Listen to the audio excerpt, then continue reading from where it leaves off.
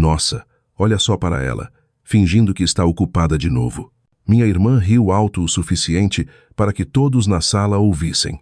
Relaxa, é só uma prova. Meus filhos precisam de você de verdade. Meu pai nem olhou para mim. Ele apenas deslizou o celular pela mesa de madeira maciça e disse, com aquela voz grave e definitiva: cancele. Família vem em primeiro lugar. Você pode fazer a prova de recuperação ou tentar semestre que vem. Sua irmã não pode tentar ser mãe outra vez. Todos sorriram como se aquilo fosse razoável, como se fosse um ato de bondade, e algo dentro de mim ficou muito, muito silencioso. Porque aquela não era a primeira vez que minha vida entrava em pausa por causa da dela, mas era a primeira vez que me pediam para apagar algo que tinha o meu nome, o meu futuro, carimbado em tinta preta no comprovante de inscrição que eu carregava há meses como uma promessa frágil. Oi, pessoal, meu nome é Mariana, e na minha família eu sempre fui a confiável, a quieta, a que se adaptava. Eu balancei a cabeça. Eu sempre balançava a cabeça. Eu cuido das crianças, eu disse baixinho, com os olhos fixos na minha xícara de café com leite, para que eles não vissem o fogo que queimava atrás deles. Minha irmã Letícia recostou-se na cadeira, satisfeita. Viu? A Mari entende. O que ela não entendia, o que nenhum deles jamais entendeu, era quanto custa ser sempre aquela que entende. A casa cheirava a pão de queijo e talco de bebê, e aquela pontada aguda de decepção que eu aprendi a engolir junto com o café. Letícia começou a listar os horários.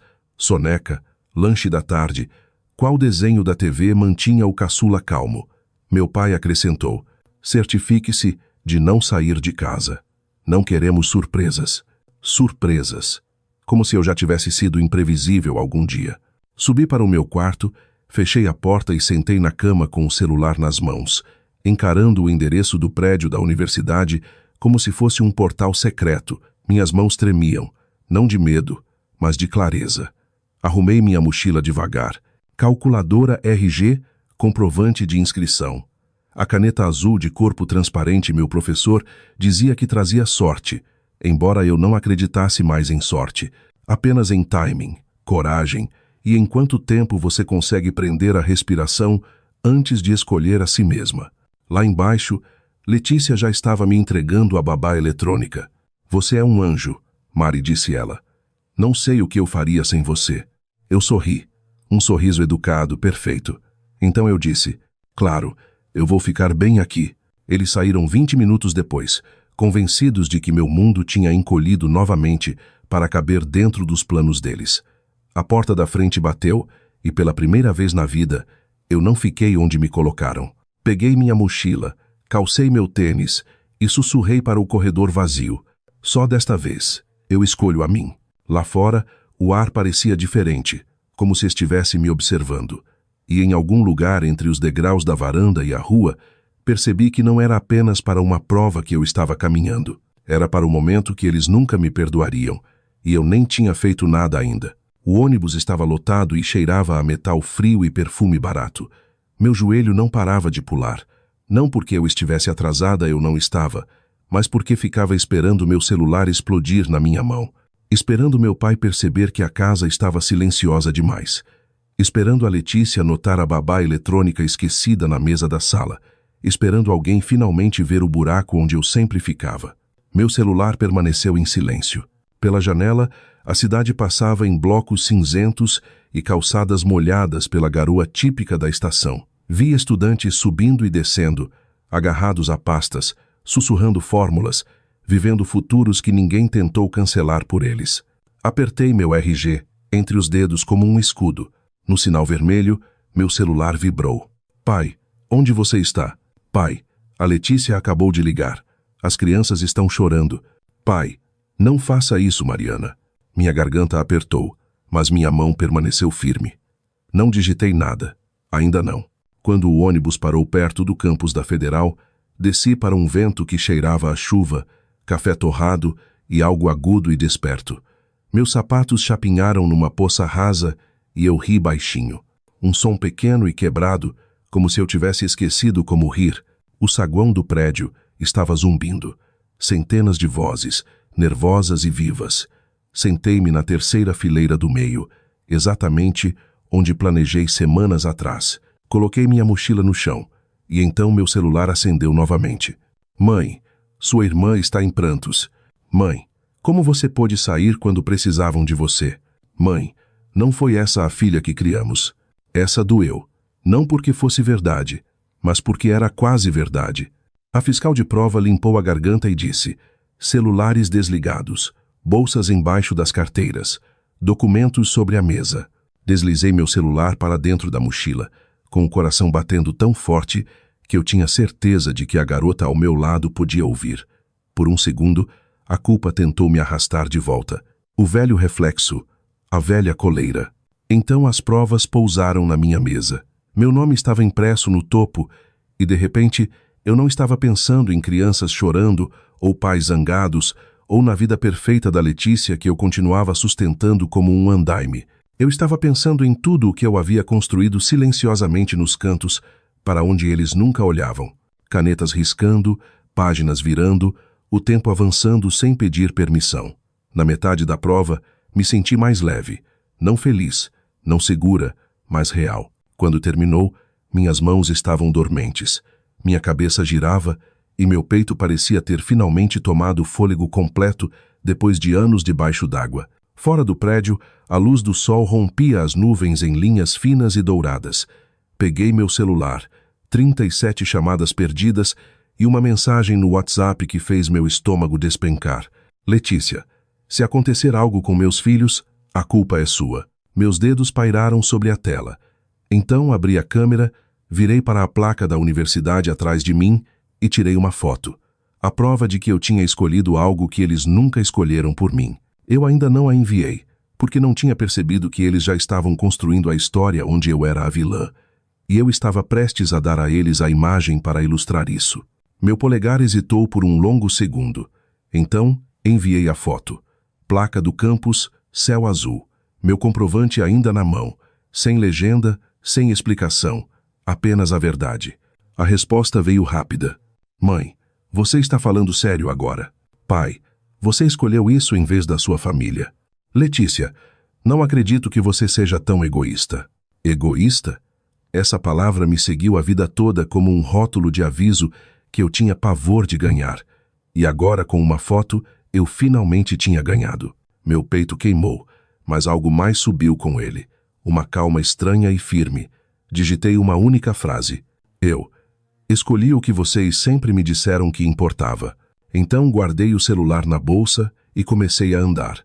Atrás de mim, a vida no campus continuava. Risadas, carros, um músico de rua tocando Legião Urbana que soava esperançoso demais para o jeito que meu estômago doía. Caminhei até minhas pernas tremerem, até a adrenalina drenar e deixar apenas a dor. Foi quando percebi algo aterrorizante. Eles não estavam bravos porque eu desobedeci. Eles estavam bravos porque eu provei que podia. Porque, uma vez que parei de aparecer sob comando, o controle deles ganhou rachaduras. Meu celular vibrou de novo, mas a mensagem que finalmente me paralisou não foi de raiva, foi cuidadosa. Pai, venha para casa. Precisamos conversar sobre o que você fez. Não o que aconteceu, não como você está, mas o que você fez. Como se eu fosse um problema que precisasse de conserto. Encarei a tela, o coração afundando, pois conhecia aquele tom. Era a voz que ele usava logo antes de tudo na nossa casa virar culpa minha. E dessa vez, eu não planejava pedir desculpas para sair dessa. Mas eu também não sabia ainda até onde eles estavam dispostos a ir. Cheguei em casa pouco antes do pôr do sol. A casa estava quieta demais, aquele tipo de silêncio ensaiado, como se todos já tivessem concordado com suas falas antes de você entrar. Meu pai estava sentado à mesa de jantar. Minha mãe estava na pia, braços cruzados. Letícia estava no sofá, olhos vermelhos, celular na mão como se tivesse chorado para uma plateia. Ninguém perguntou se eu estava bem. Meu pai falou primeiro. Calmo, controlado, perigoso. Você tem alguma ideia da posição em que colocou sua irmã hoje? Coloquei minha bolsa no chão devagar. Vocês me disseram para pular minha prova. Minha mãe cortou, ríspida. Nós dissemos para você ajudar sua família. Olhei para a Letícia. Você nunca pediu. Você apenas presumiu. A boca dela tremeu, mas seus olhos endureceram. Porque você sempre diz Sim. Pai se inclinou para a frente. E hoje você nos envergonhou. Sua mãe teve que sair do trabalho. Letícia teve que correr para casa. Você sabe o que isso pareceu para os outros? Foi aí que eu entendi. Não era sobre as crianças. Era sobre inconveniência, sobre imagem. Eu passei na prova, disse calmamente. Ninguém sorriu. Pai balançou a cabeça. Esse não é o ponto. E lá estava a frase que governou minha vida. Não é o ponto. Minhas mãos se fecharam em punhos. Então qual é o ponto? Que eu fique disponível. Que eu permaneça pequena o suficiente para consertar seus problemas de agenda? A voz da mãe falhou. Por que você está transformando isso num drama? Nós precisávamos de você. Letícia se levantou. E agora, o pai está dizendo que talvez eu não deva deixar você perto das crianças, porque claramente você não se importa. As palavras bateram mais forte do que gritos. Não apenas culpa, mas punição. Senti algo mudar no meu peito. Algo frágil se partindo. Eu me importei o suficiente para me criar sozinha, eu disse. Porque vocês estavam todos ocupados demais escolhendo ela. A cadeira do meu pai arranhou o chão. Já chega. Ele apontou para as escadas. Você deve um pedido de desculpas à sua irmã. Agora, por um momento, eu quase dei. A memória muscular é poderosa. Mas então eu vi claramente. Se eu pedisse desculpas, hoje se tornaria a prova de que meu futuro era sempre negociável. Ergui o queixo. Não. A sala ficou mortalmente silenciosa. E nesse silêncio, percebi que essa família nunca aprendeu a lidar com uma versão de mim que não se curva. O rosto do pai mudou. Não raiva, cálculo. Se você vai viver nesta casa, disse ele devagar, você segue as regras desta família. Mãe acrescentou, mais suave, mas tão afiada quanto. E famílias fazem sacrifícios. Eu ri uma vez. Escapou antes que eu pudesse impedir. Não foi engraçado, foi cansaço. Então é isso, eu disse. Minha educação é opcional, mas a conveniência da Letícia é lei. Letícia cruzou os braços. Você está se fazendo de vítima. Ninguém te forçou a ficar aqui todos esses anos. Aquilo aterrissou pesado, mas era meio verdade e meio cruel. Pai se levantou. Talvez seja a hora de você aprender quanto custa a independência de verdade. Ele caminhou até o armário do corredor e tirou um envelope pardo. Meu nome estava nele. A documentação da minha bolsa de estudos. Os papéis que eu implorei para ele enviar pelo correio meses atrás. Os que ele prometeu que já tinham sido enviados. Meu estômago despencou. Eu não enviei isso, disse ele. Estava esperando até você mostrar mais comprometimento com esta família. Minha visão embaçou. Você usou meu futuro como chantagem? Mãe sussurrou. Nós só queríamos que você priorizasse o que importa. Algo frio se instalou no meu peito. Eles não tinham apenas me pedido para perder uma prova. Eles estavam controlando meu caminho o tempo todo. Peguei o envelope, mãos tremendo. Vocês não decidem mais a minha vida. A voz do pai endureceu. Então não espere nosso apoio. Olhei para cada um deles, para as pessoas que me criaram para ser útil, não amada. E naquele momento eu soube que isso não era sobre babá, era sobre posse. E eu estava farta de ser algo que eles achavam que possuíam. Não chorei, não ali, não na frente deles. Peguei o envelope, virei as costas e caminhei para o meu quarto com a coluna reta e as mãos dormentes. Lá dentro, tranquei a porta e escorreguei contra ela, respirando como se tivesse corrido quilômetros em vez de cruzar o corredor. Aquela palavra continuava ecoando. Abri meu notebook com dedos trêmulos e entrei no portal da universidade, já sabendo o que encontraria. Status da solicitação. Incompleto. Documentos faltantes. Minha garganta fechou. Então vi o prazo. 00:30. Faltavam 3 horas. Limpei o rosto. Escaneei cada papel naquele envelope. Fiz upload dos arquivos. Digitei até meus pulsos doerem. Quando a tela de confirmação finalmente apareceu, pressionei minha testa contra a mesa e sussurrei. Por favor. Do lado de fora da porta, ouvi a voz da Letícia. Ela está sendo dramática. Ela sempre faz isso quando não consegue o que quer. Sorri entre lágrimas. Porque, pela primeira vez, eu não estava fazendo isso para que eles notassem. Meu celular vibrou. Número desconhecido. Atendi. Oi, aqui é da assistência estudantil da universidade. Recebemos seu pedido de alojamento emergencial. Emergencial? Eu não pretendia que soasse tão ruim, mas não a corrigi. Sim, eu disse. Eu posso ir hoje à noite. Quando abri minha porta com a mochila nas costas, meu pai pareceu chocado. Você vai embora mesmo? Encontrei os olhos dele. Calma. Clara. Eu já fui, respondi. E dessa vez, ninguém me disse para voltar, mas eu podia sentir.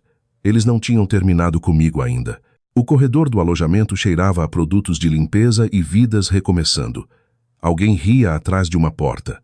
Outra pessoa chorava. Parecia estranho como o mundo continuava normal, enquanto o meu estava quebrando e reconstruindo ao mesmo tempo. Larguei minha mala na cama estreita e finalmente me permiti respirar. Então meu celular acendeu. Não era o pai, não era a mãe. Letícia.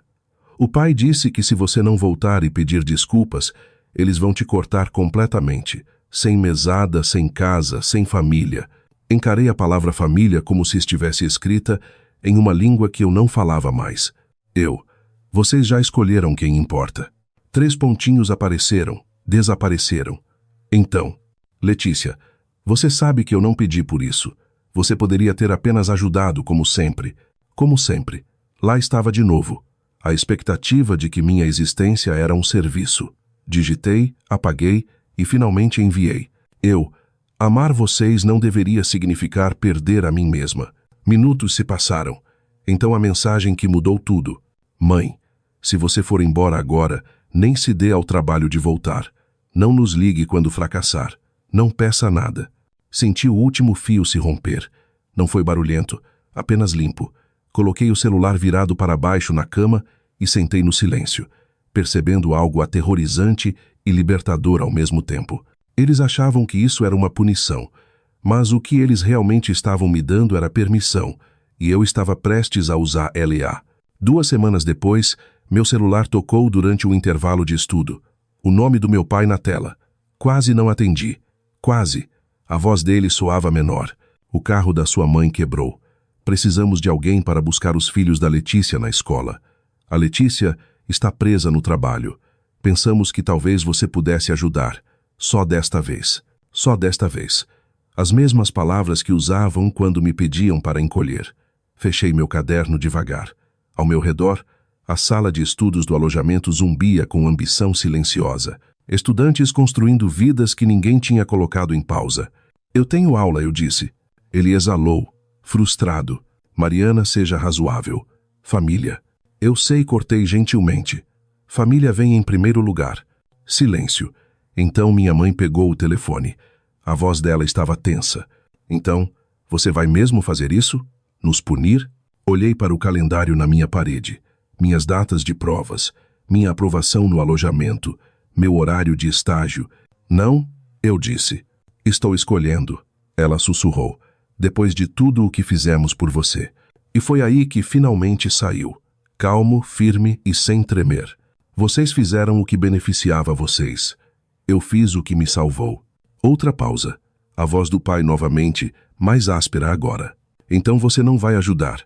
Pensei na garotinha que aprendeu cedo que amor significava ser útil. Então pensei na mulher que finalmente aprendeu que o amor não deveria custar seu futuro. Claro que não, eu disse suavemente. A respiração da minha mãe engatou, mas não de alívio. De choque.